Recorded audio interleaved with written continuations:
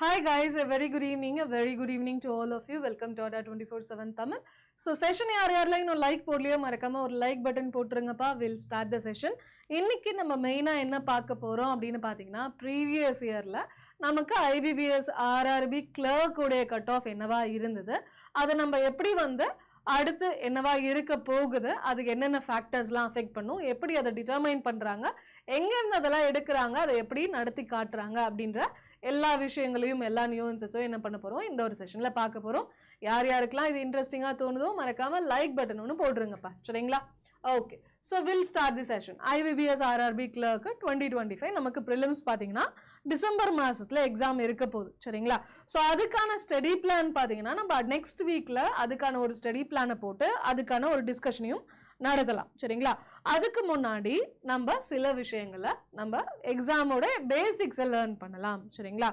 So first of all cut ஆஃப்னா என்ன, அதை எப்படி டிட்டர்மைன் பண்றாங்க அப்படின்ற ஒரு விஷயத்தை அண்டர்ஸ்டாண்ட் பண்ணலாம். ஸோ கட் ஆஃப் அப்படின்றது பார்த்தீங்கன்னா IBPS RRB கிளர்க்கை பொறுத்த வரைக்கும் ப்ரிலிம்ஸ்லேருந்து மெயின்ஸுக்கு போகிற கட் ஆஃப், சரிங்களா?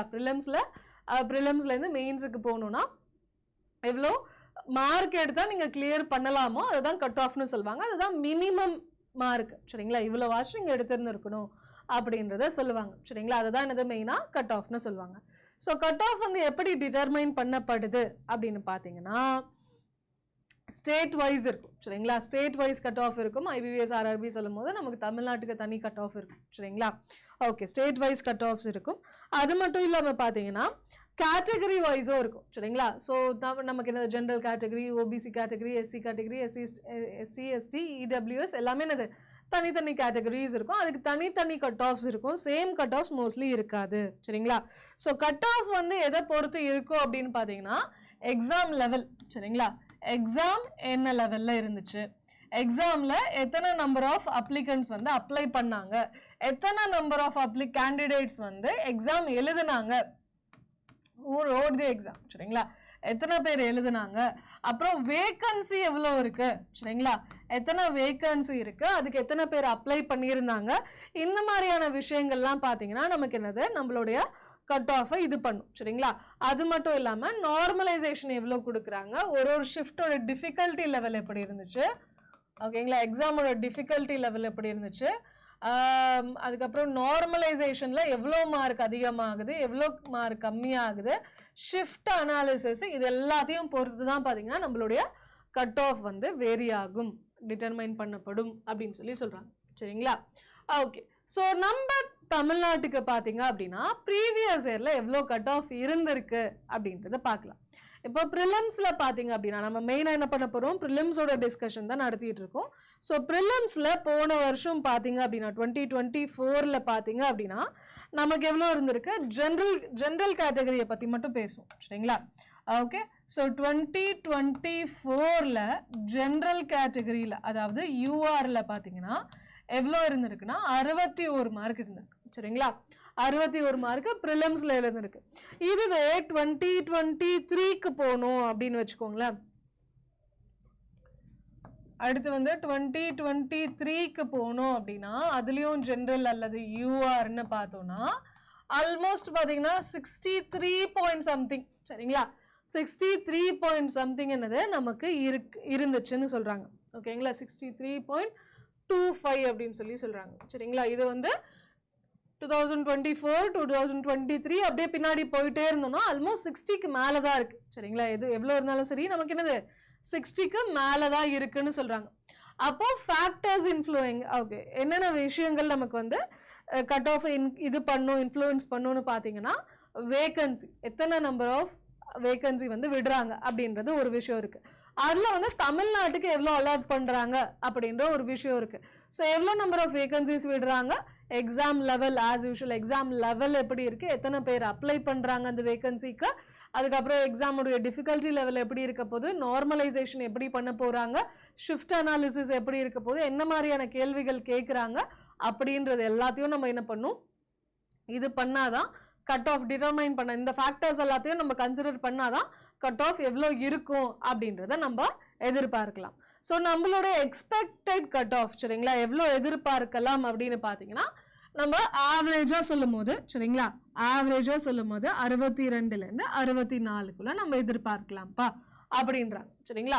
ஸோ அப்போ நம்மளுடைய இது என்னவா இருக்கணும், நம்மளோட டார்கெட் என்னவா இருக்கணும், 65 எடுக்கணும் அப்படின்றது நம்மளுடைய டார்கெட்டா வச்சுக்கணும் சரிங்களா.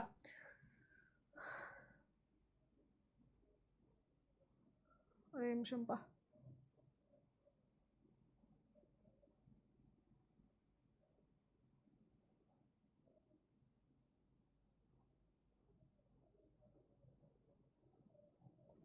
ஓகே, ஸோ எப்படியோ நமக்கு எக்ஸாம் எப்படி இருக்க போகுது, ஒரே நிமிஷம்ப்பா.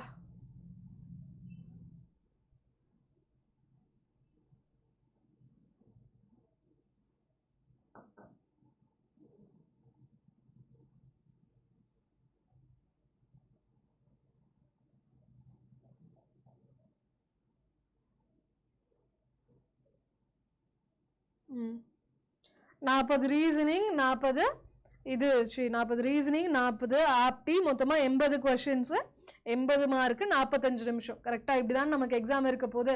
ஸோ 80ல பாத்தீங்கன்னா நம்மளுடைய டார்கெட் என்னவா வச்சுக்கலாம்னா 70ன்றது நம்மளோட டார்கெட்டா வச்சுக்கலாம் சரிங்களா.